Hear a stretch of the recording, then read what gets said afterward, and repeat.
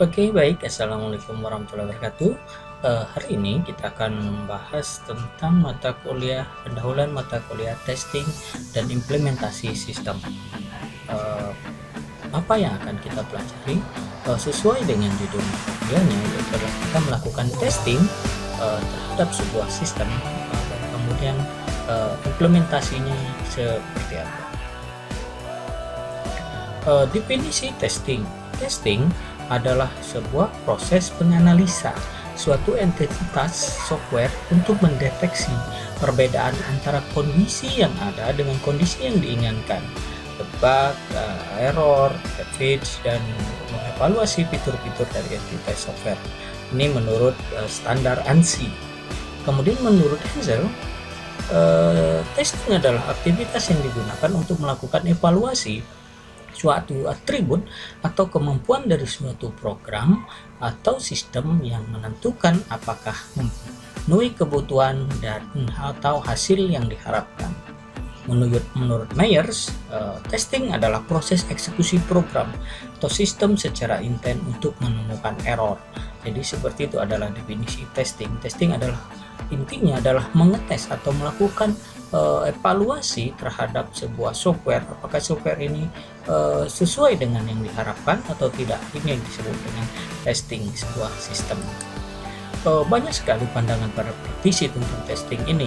Yang pertama, melakukan cek pada suatu program, kemudian menentukan atau menemukan bug atau kesalahan dari sebuah program, kemudian melihat penerimaan dari pengguna, ya, menentukan atau memastikan apakah sistem ini siap untuk digunakan, kemudian meningkatkan kepercayaan terhadap kinerja program yang baru kita buat, memperlihatkan bahwa program bekerja dengan benar, membuktikan bahwa error tidak terjadi pada sistem yang baru kita buat, mengetahui keterbatasan dari sebuah sistem, mempelajari apa yang dapat dilakukan oleh sistem, kemudian mengevaluasi kemampuan dari sebuah sistem, verifikasi dokumen, ingat semua harus terdokumentasi, dan memastikan bahwa pekerjaan kita dalam membuat sebuah sistem atau software telah selesai. Korelasi testing dengan verifikasi dan validasi. Testing sebuah software adalah proses mengoperasikan dalam suatu kondisi yang terkendali. Untuk apa? Pertama, verifikasi berlaku sebagaimana yang telah ditetapkan. Kemudian mendeteksi error atau kesalahan. Validasi adalah spesifikasi yang telah ditetapkan sudah memenuhi kebutuhan atau keinginan pengguna. Penggunanya menginginnya seperti apa? Verifikasi adalah mengecek atau mengetes entitas-entitas termasuk software untuk memenuhi konsistensi yang evaluasi terhadap kebutuhan yang telah ditetapkan. Are we building the system right? Apakah kita membangun sistem dengan benar?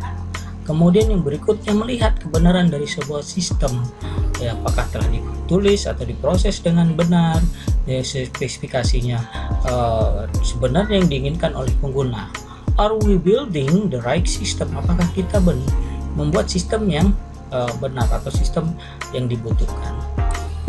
Tujuan akhir dari sebuah sistem, apakah software ini dapat atau siap digunakan? Apa saja resikonya kalau kita menggunakan software ini? Kemampuannya seperti apa? Keterbatasannya bagaimana? Ada masalah tidak? Kalau ada permasalahan harus tetap kita cari bagaimana cara memecahkannya. Apakah telah berlaku seperti yang diharapkan? Kualitas. Sebuah sistem itu memerlukan kualitas yang terbaik. Kualitas menurut Cosby, pemenuhan terhadap sebuah kebutuhan. Kualitas pemenuhan terhadap sebuah standar menurut Wiveri. Kemudian kualitas adalah tepat guna menurut Ciceran. Kemudian kualitas keseluruhan dari fitur yang jadi produk yang dapat memuaskan atau dipakai sesuai dengan harga yang terjangkau menurut ISO 8402. Dan kualitas adalah tingkat kesempurnaan dari sebuah sistem yang kita gunakan. Ini menurut Erglas. Apa hubungan antara testing dengan kualitas? Software yang berkualitas adalah software yang bebas error, bug, yang objektivitas, kemudian tepat waktu, dana sesuai dengan kebutuhan dan keinginan, dan dapat dirawat. Kata objektif adalah suatu proses yang membuktikan terstruktur, terencana, tercatat, dan terdokumentasi dengan baik. Ingat, terdokumentasi dengan baik. Jadi ketika akan melakukan testing, kita harus mencatatnya, kemudian terstruktur dan terdokumentasi, sehingga ada quality control dan quality assurance-nya. Testing tidak dapat memastikan kualitas sebuah software, namun dapat memberikan kepercayaan atau jaminan terhadap sebuah software. Faktor-faktor komponen untuk mengukur kualitas fungsional, kemudian rekayasa, adaptabilitasnya. Fungsional apa? Kualitas keluar, kebenarannya, reliabilitasnya, kegunaannya, integritasnya, termasuk dalam fungsi dari sebuah sistem. Kemudian rekayasa dari dalamnya, apakah sistem ini efisien, apakah dia testability, ataukah terdokumentasi atau terstruktur. Kemudian apakah sistem ini bisa beradaptasi ke depan, fleksibilitasnya, kemudian usabilitasnya, maintenance stability-nya, seperti itu. Pentingnya kualitas software. Di Amerika pernah menghabiskan dana hingga 8 billion US dollar untuk membatalkan sebuah proyek. Mengapa? 31% proyek dibatalkan sebelum selesai karena tidak memenuhi persyaratan atau tidak memenuhi keinginan. 57% proyek mengalami pembengkakan biaya sebesar hingga 189% dari estimasi biaya awal. Kemudian 9%, hanya 9% proyek yang selesai pada tepat waktu dan anggaran.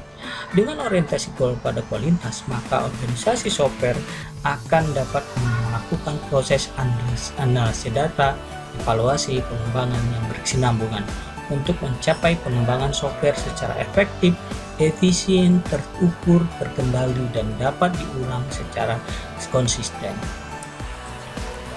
Materi-materi yang akan kita pelajari berikutnya itu adalah pengembangan perangkat lunak, dasar-dasar pengujian perangkat lunak, teknik pengujian perangkat lunak, pengujian overall objek, strategi pengujian perangkat lunak, mengukur produktivitas dan pengembangan perangkat lunak, metrik teknik sistem orientasi objek, implementasi sistem, pemeliharaan sistem, dan lain-lain. Demikian materi hari ini, saya harapkan dapat berguna dan dapat jelas kita pahami. Saya akhiri. Assalamualaikum warahmatullahi wabarakatuh.